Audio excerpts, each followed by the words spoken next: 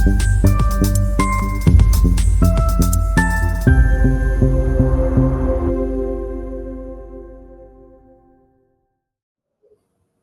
everyone, and welcome to another episode of this really amazing collaborative spotlight we're doing with EFNC, Eastwick Friends and Neighbors Coalition, and some really great organizations around the Pennsylvania area. I am Christelle. I'm your host today, and we have Jordan Duran here from Bread and Roses, and we have Joanne Graham here, the treasurer of EFNC. So in just a moment, we're going to start with some introductions. Would love to hear from both of you. And this will be a short podcast just to let you know more about Bread and Roses, the collaboration with EFNC, and then any updates coming up, in the future projects with Bread and Roses and EFNC as well. So let's go ahead and get started. Jordan, I would love it if you would share more with us about Bread and Roses mission, your role within it. Anything that you'd like to share, we'd love to hear. Absolutely, I'd be happy to share. So, my name is Jordan Duran. I am the Climate Justice Fund Program Associate at Bread and Roses, but I also assist with a variety of other programs, with my main specialty and priority right now being our Climate Justice Fund. And so, what's awesome about my role with Bread and Roses, and I think really translates to our overall mission, is at the end of the day, our goal is to move money to organizations that are engaged in doing community organizing work. And, that begs the question of what is considered community organizing. And so the idea is that we try to focus on organizations that are engaged in things like base building, that have a plan, that have a specific campaign. And it really goes back to our overall goal, which has always been to dismantle systems of oppression. And the most effective way that we can do that is to move money to organizations that are doing outstanding work in the realm of community organizing. And my specific role started with the Climate Justice Fund. I'm relatively new. I started back in March. Very happy about that.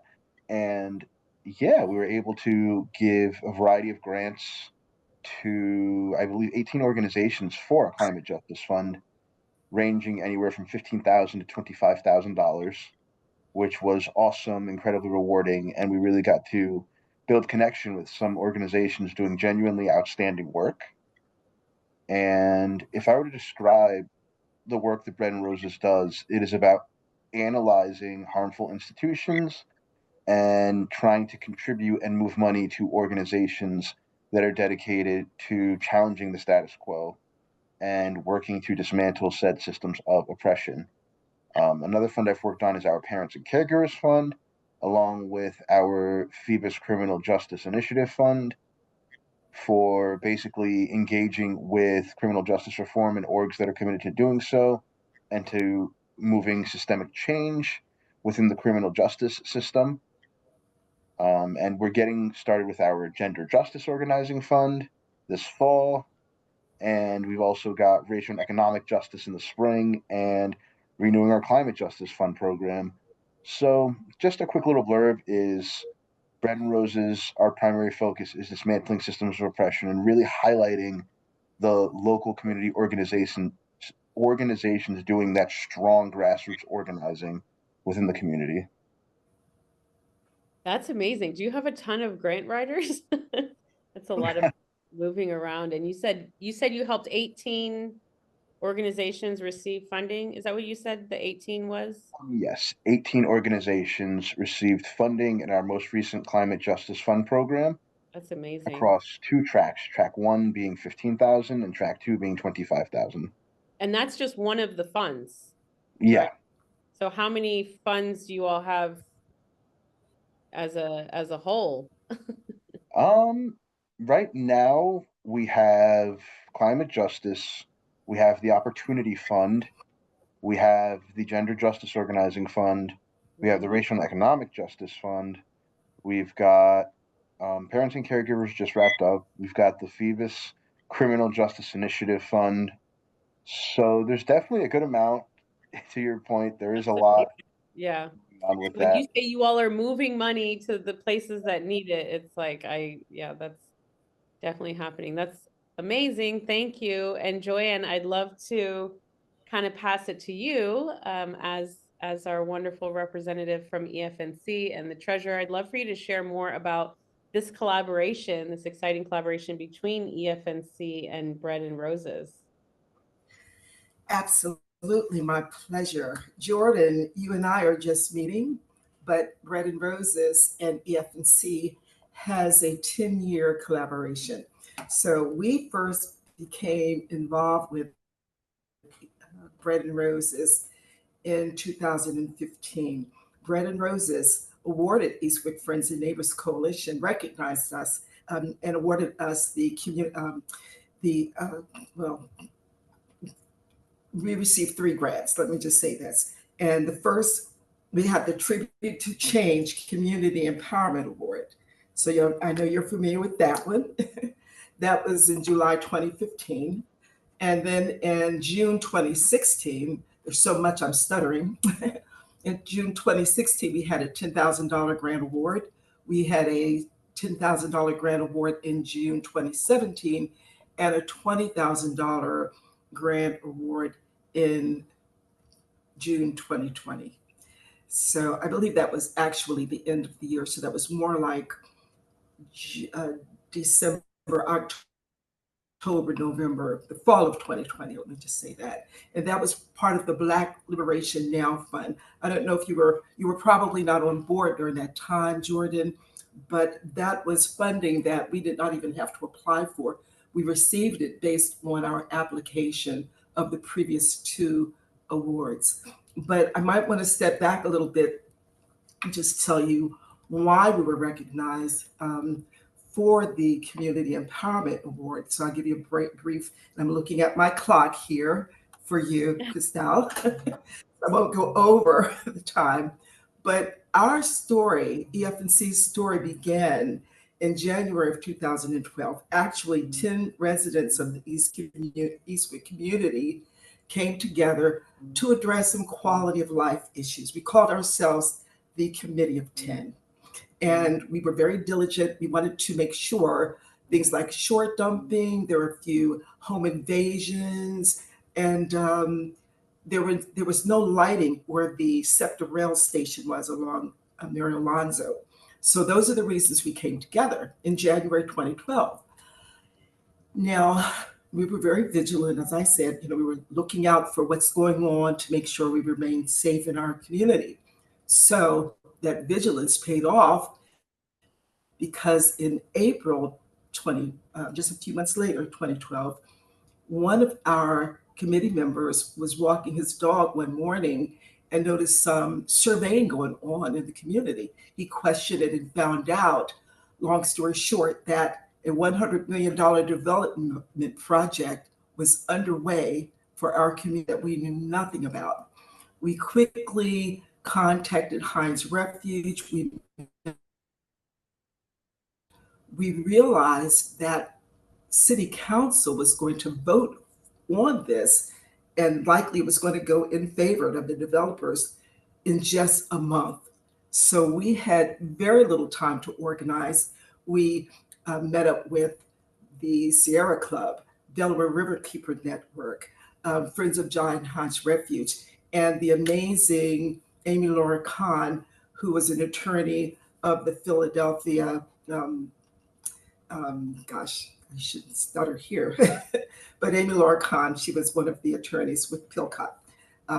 And so she was able to help us get together in a very short span of time to organize to testify before City Council.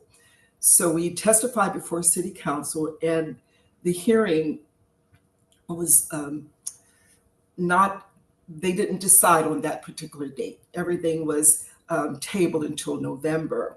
So we went back in November, and fortunately, the freshman councilman, who is now the City Council president, Kenyatta Johnson, decided to not vote on the extending the land over to the Corman folks, the Corman residential developers. And they wanted the 120 acres of parcel. Actually, they were going to build on 35 acres, and they were going to designate 95 acres to the Philadelphia International Airport for undisclosed development. So just imagine a new organization's first mandate is to stop a $100 million development project. So that's what our mandate was. We didn't know why we were organizing in January, but that was what the mandate was. And we were very successful, and we began to continue to organize. After we won that victory, we went ahead and we wrote an assessment report. We wanted to find out from the residents who lived in this part of the community what they wanted to see done with that land. And so we did an assessment report, which today still stands as the only community assessment report done for this part of the community. And I believe it still speaks to the vision of the residents here as well. We also were able to meet again with many of the residents and to, on a regular basis, have community meetings. We started having 4 community meetings regularly. So we were recognized by Bread and Roses. We applied for grants, and they honored our request. And so we are forever grateful to So Bread and Roses. there's a long history there.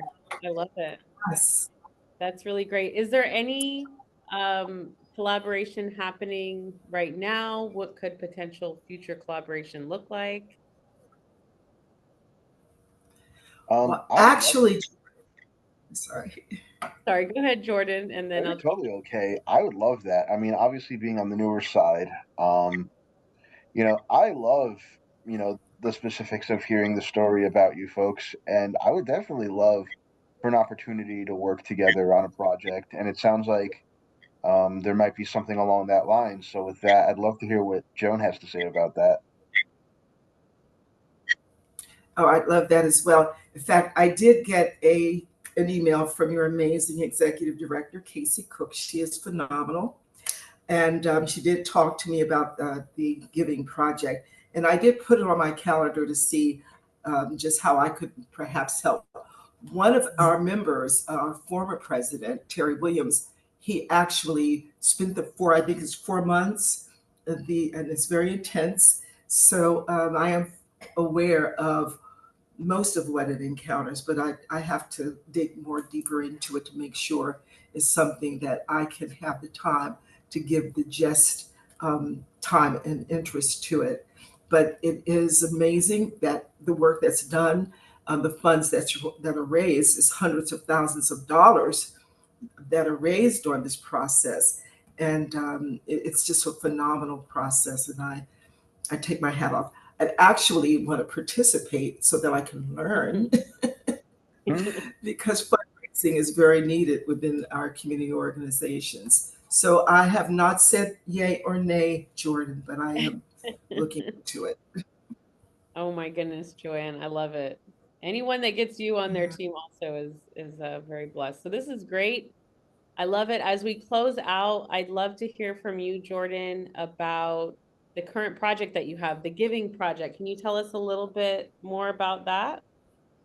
Absolutely. So the Giving Project is basically centered around getting community members, community organizers to come together to work on a fundraising project, and along the way also experience a transformative process where, through political education and through personal interactions with the members that are also part of the Giving Project, you learn a lot. I think that one of the key transformative things that I've learned about it, from hearing from folks that have participated and from hearing from some of our amazing facilitators of it, is just that you really get a lot of community bonds through it, that people still stay in touch, and people undergo a lot of self work to really learn more about themselves and how they participate in oppressive systems and how it affects them, what can they do to change it.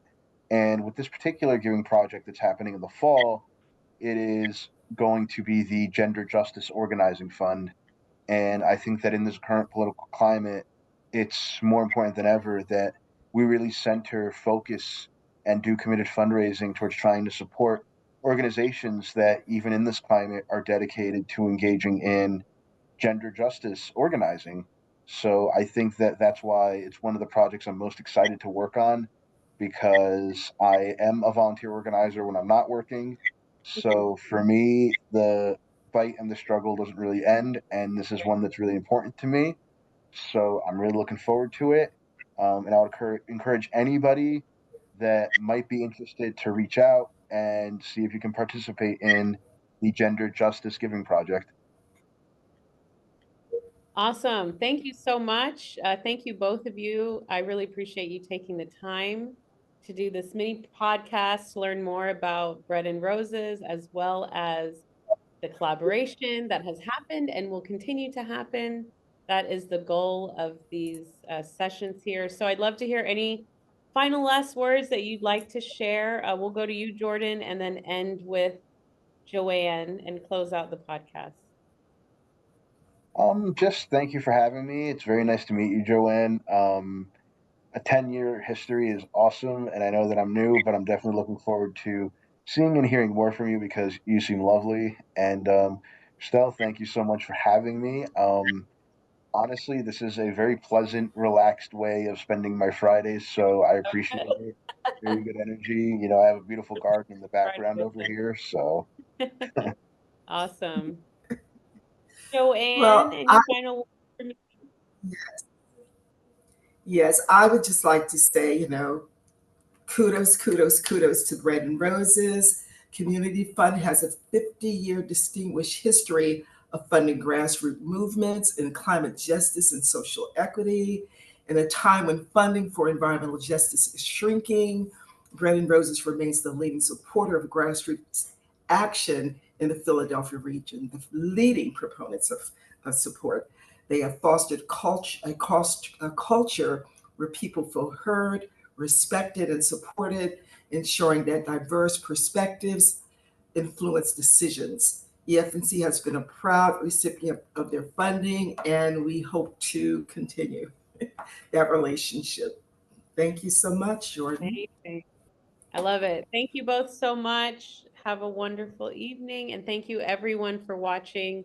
Stay till the end and you'll see how to get in touch with Bread and Roses and EF&C. Bye.